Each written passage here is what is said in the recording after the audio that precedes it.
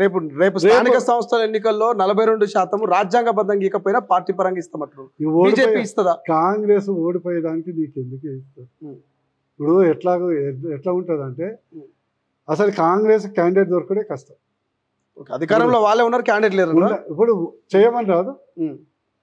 రేపు municipal elections పెట్టమని, MPTC గుర్తున్న ఎన్నికలు పెట్టమని, రేపు సర్పంచ్ ఎన్నికలు గుర్తులు ఉండవు. ఎవడు గెలిచినా మా ఓడే అనుకుంటాడు. అరే ఏకగ్రీవం చేస్తేనే నిధులు వస్తాయని మన ఏది దేవుళ్ళ మీద ప్రమాణం చేసినట్టు చేస్తారు. అది కేవలం ఒకటేందంటే ఇంగ్లీష్లో సామెత, you can cheat some people all the time, you can cheat all the people for some time, you cannot cheat all the people all the time. అది కాంగ్రెస్ కానీ రేవంత్ రెడ్డి గారు కానీ త్వరగా గుర్తిస్తే మంచిది. ఇప్పుడు సరే, వాళ్ళు అసెంబ్లీలో ముఖ్యమంత్రి చెప్పిండు స్థానిక సంస్థ ఎన్నికల్లో 42% రాజ్యాంగబద్ధంగా కుదరకపోతే పార్టీ పరంగా మేము ఇస్తాం, బీజేపీ బీఆర్ఎస్ సిద్ధమా అన్నారు. మరి మీరు ఎందుకు దానికి సిద్ధమని చెప్పలేదు? చూడు, ఆయన చెప్పిన దానికి మేము జవాబు చెప్పాల్సిన అవసరం లేదు కదా. మేము చేసి చూపెట్టేటోళ్ళు. మీరు రేపు ప్రభుత్వం వస్తే ముఖ్యమంత్రి బీసీ ముఖ్యమంత్రి చేస్తామని సాక్షాత్ ప్రధానమంత్రి మోడీ గారే చెప్పడం జరిగింది. దానికి మీకు కట్టుబడి ఉన్నాం. అరే మా సర్పంచులు ఎంపీటీసీలు చేసి మా వాళ్ళందరూ జేబులు ఖాళీ చేసుకో, మాకు కావాల్సిన సీఎం మంత్రులు ముఖ్యంగా. ఫస్ట్ నేను వచ్చే డిమాండ్ ఏంటంటే, మొదటగా మీరు బీసీల గురించి మాట్లాడే ముందర కాంగ్రెస్ ప్రభుత్వం 75 సంవత్సరాల్లో ఒక బీసీని కూడా తెలుగు రాష్ట్రాల్లో ముఖ్యమంత్రి చేయలే. మొదలు రేవంత్ రెడ్డి గారిని దింపి ఒక బీసీని ముఖ్యమంత్రి చేసి తదుపరి మాట్లాడితే మేము దాని జవాబు చెప్తాం. సో ఇక ఈ యొక్క రాష్ట్ర రాజకీయాలు చూస్తే మోదీ కన్వర్టెడ్ బీసీ అని, రాహుల్ గాంధీ అసలు కులమేంది మతమేంది అనేటువంటి ఒక వార్ నడుస్తుంది. నిజంగా మోదీ కన్వర్టెడ్ బీసీ అయినా? ఎవరు కన్వర్టెడ్ బీసీలు ఉండరు, కన్వర్టెడ్ ఓసీలు ఉండరు, కన్వర్టెడ్ బీసీలు ఉండరు. ఈరోజు మోడీ గారు ఎప్పుడు నేను వచ్చి పలానా బీసీ అని చెప్పిండా నీకు? ఎప్పుడైనా చెప్పిండా? ఎస్పీసీ అని చెప్పిండా? చెప్పిండా? రేవంత్ రెడ్డి గారు నాది కులము, మా కులము గొప్ప, పాలిస్తే మా వాళ్ళే పాలించాలని అనేక సభలో చెప్పిండు. కానీ మోడీ గారు విశ్వగురు. మహాత్మా గాంధీ కులం ఉంటుందా అండి?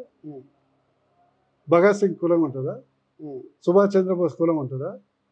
మోడీ గారి కులం ఉంటుందా? ఈ పుచ్చుకూతలు ఎందుకు? సెకండ్, బోర్ నర్సయ్య గౌడ్ అయినా రేవంత్ రెడ్డి అయినా ఎవరు పుట్టినా కూడా ఉన్నారనుకో, కర్ణాటకలో బీసీలు, గౌడ్స్ కర్ణాటకలో ఓసీలు. ఆ ప్రాంతాల్లో సామాజిక ఆర్థిక ప్రాతిపదిక ఉంటుంది. అది కన్వర్టెడ్ ఏముంటుంది. బట్ రాహుల్ గాంధీ మాత్రం ఫక్త్ illegally converted Hindu and also so called Brahmin. Illegally ఆయన మతం మార్చుకున్నాడు, కులం మార్చుకున్నాడు, పేరు మార్చుకున్నాడు, దేశం మార్చుకున్నాడు.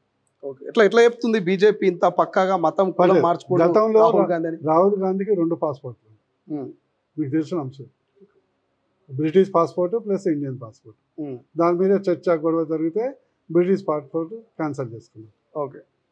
నెంబర్ 2 సోనియా గాంధీ కూడా ఉండే ఇటాలియన్ పాస్పోర్ట్, తెలుసు కదా మీకు. అందువరకు దేశం మార్చుకున్నాం.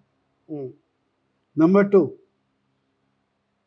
రాహుల్ గాంధీ గారి తండ్రి ఫిరోజ్ ఖాన్ ముస్లిం పుట్టిన వాళ్ళు హిందూ వ్యతిరేకుడు, బ్రాహ్మణ వ్యతిరేకుడు. సో మతం మార్చుకున్నాడు. ఇవి బ్రాహ్మణులు. ఏమో బ్రాహ్మణులు నువ్వు అనుకుంటే సరిపోదు కదా. నీకు గాయత్రి మంత్రంలో ఒక పదం కూడా నీకు తెలియదు, ఎన్ని వేదాలు ఉన్నాయో తెలియదు, ఎన్ని ఉపనిషత్తులు ఉన్నాయో తెలియదు, శృతి అంటే తెలియదు, స్మృతి అంటే తెలియదు. నువ్వెట్లయితే రాబాయ్? ఈవెన్ కసబ్ కూడా జన్మ వేసుకుంటాడు, దాందేముంది? అందుకొరకు ఇంకోటి గాంధీ. అసలు గాంధీకి మీకేం సంబంధం రాబాయ్? మేము ముత్తాతమో నెహ్రూ, మీ తాతనేమో ఖాను, ఫిరోజ్ ఖాను. మీరు గాంధీ ఎట్లయితారు రాబాయ్? బోర్ నర్సయ్య గౌడ్ మా నాయన పేరు బోర లక్ష్మయ్య గౌడు, నర్సయ్య గౌడ్ అయినా. నేను నా బోర నరసింహారెడ్డి అయితే ఎట్లయితా? కాదు కదా. ప్రపంచంలో ఏ మూల ఏ క్షణం ఏం జరుగుతుందో వేగంగా తెలుసుకోవడానికి తొలి వెలుగు వాట్సాప్ ఛానల్ని ఫాలో చేయండి.